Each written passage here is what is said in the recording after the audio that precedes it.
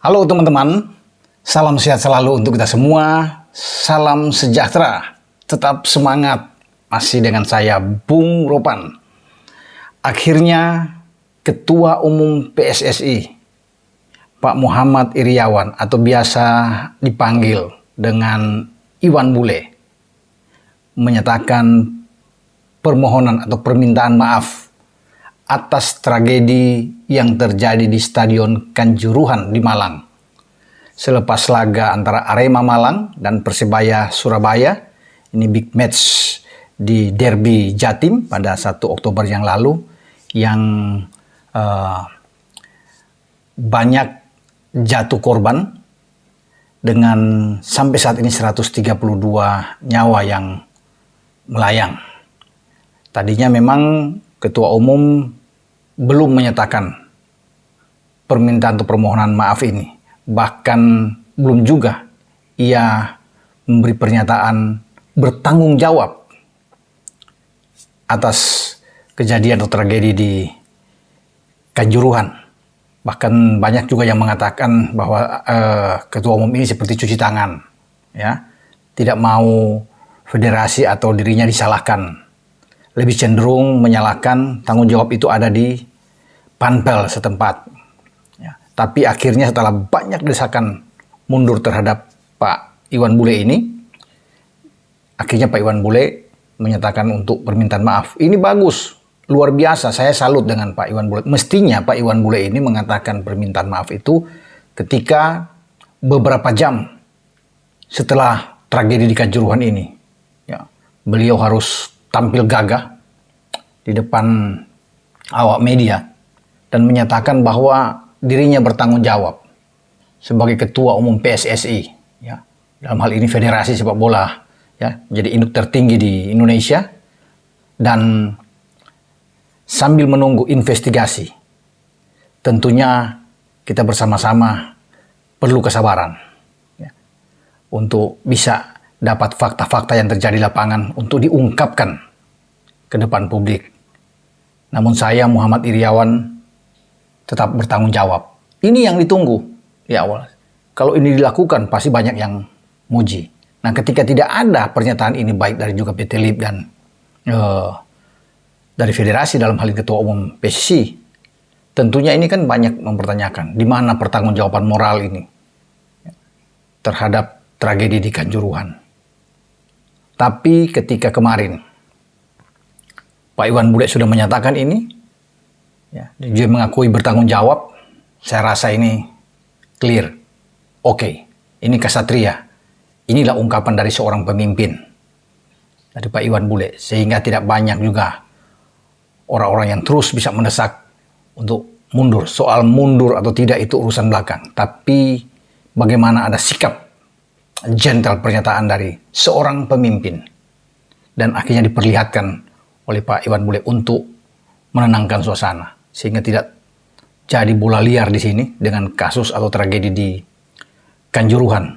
Sampai-sampai ketika banyak yang menginginkan mundur, itu pelatih kepala kita Sintayong juga ikut nimbrung terlibat di sana untuk membela sang bos Ketua Umum PSSI ini. Dan ini memantik juga banyak amarah dari masyarakat yang akhirnya juga muncul tagar STY out. Namun ada juga yang membela STY dengan STY stay, bersama dengan Pak Iwan Bule juga harus stay. Jadi seakan-akan terbelah. Tapi kalau dari awal Pak Iwan Bule sudah mengatakan ini permohonan maaf, tentunya tidak ada Instagram STY ini akan berkumandang dan menjadi polemik di sini. Ya, untuk bagaimana dia seakan-akan dikatakan oleh banyak kalangan seperti sudah digembosi, sudah diremote, diatur, sehingga muncul di Instagram Sintayong 7777 tentang yang saya sudah bahas kemarin, dan banyak juga sudah dibahas, ya, di konten-konten lain tentang sikap dari STY. Kalau Pak Muhammad Iryawan ini Ketua Umum PSSI mundur, dia juga akan mundur karena ini bagian dari satu kesatuan dia. Jadi seakan-akan dia dianggap pasang badan, ya, banyak yang menganggap ini, ya.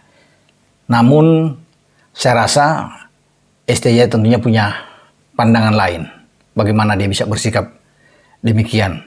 Walaupun tadi saya katakan kemarin ya tidak perlulah terlalu masuk ke dalam, walaupun ini adalah sikap solider terhadap satu kesatuan yang ada. Tapi fokus STY adalah dia dikontrak sebagai pelatih tim nasional, itu bukan oleh ketua umum. Jadi salah kalau ada yang mengatakan bahwa STY itu datang karena diminta atau dikontrak oleh ketua umum. Tidak, yang mengontrak STY itu adalah federasi. Di mana federasi itu diketuai oleh Pak Iwan Bule. Itu yang benar.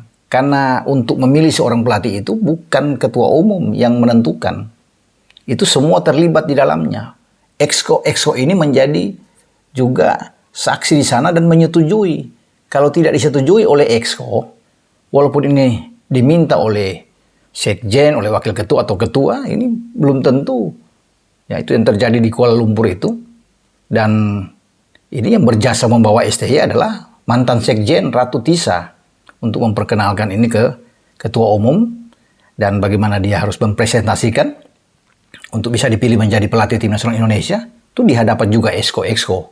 Dan Exco ini yang ikut menentukan sehingga STY itu menjadi pelatih tim nasional kita saat ini, ya. Jadi itu bukan ketua umum karena dia terikat dengan federasi yang mengontrak. Di mana-mana pelatih itu yang mengontrak adalah federasi sepak bola setempat, bukan ketua umumnya. Ya. Itu yang perlu saya luruskan di sini. Bukan misalnya Pak Iwan Bule yang memanggil STY itu dari Korea untuk datang dan semua atas jasa tidak. Ya. Jadi yang terlibat adalah sekali lagi federasi. Namun saya rasa bagi STY tetaplah menjadi pelatih. Tidak perlu untuk mundur. Apalagi Pak Iwan Bule kan sudah kesatria itu mengatakan siap bertanggung jawab. Ya, memohon maaf, meminta maaf atas tragedi Kanjuruhan. Saya pikir di sini selesai sambil menunggu tim gabungan ya independen pencari fakta ini untuk bisa mengungkap juga dari Komnas HAM ya yang bisa melihat di sini, kemudian dari Polri yang akan menyelesaikan investigasi mereka, kemudian akan mengumumkan. Kita akan tunggu saja apakah ada tersangka-tersangka lain yang akan muncul. Namun saya salut dengan sikap dari Pak Iwan Bule ini yang sudah berani mengatakan bahwa bertanggung jawab ya di depan awak media. Di saat ada pembukaan itu terjadi kolaborasi di antara FIFA, AFC, ya, pemerintah dan juga melibatkan PSSI dalam transformasi ya.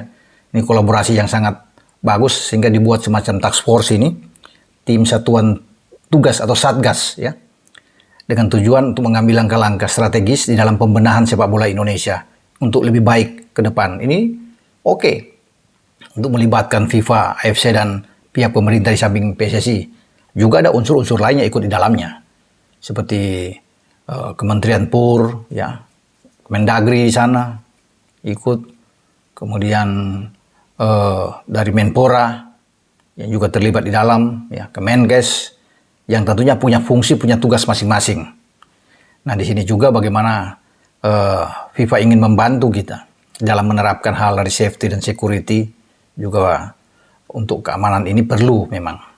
Untuk biar ada rasa kenyamanan ya di dalam kita melaksanakan sebuah pertandingan sehingga penonton itu tenang. Ada yang diutamakan kan sekarang adalah keselamatan setelah mengambil hikmah dari kasus atau tragedi di Kanjuruhan, sehingga ini perlu dibenahi semua. Presiden juga menginginkan bahwa Kementerian PUR untuk ikut ya mengaudit, mengevaluasi semua stadion yang ada di Indonesia, terutama yang ada ikut di Liga 1 ini, agar semua memenuhi standar dari FIFA.